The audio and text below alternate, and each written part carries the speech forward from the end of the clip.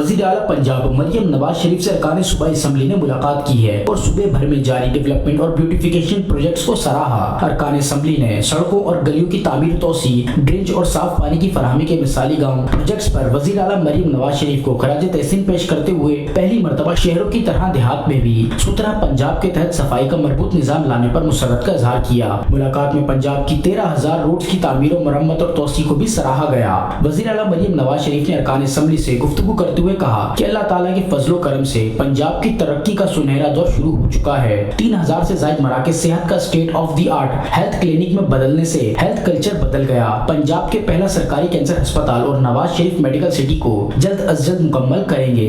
पहला सरकारी exam school मरीज बच्चों के लिए रोशनी की किरण है।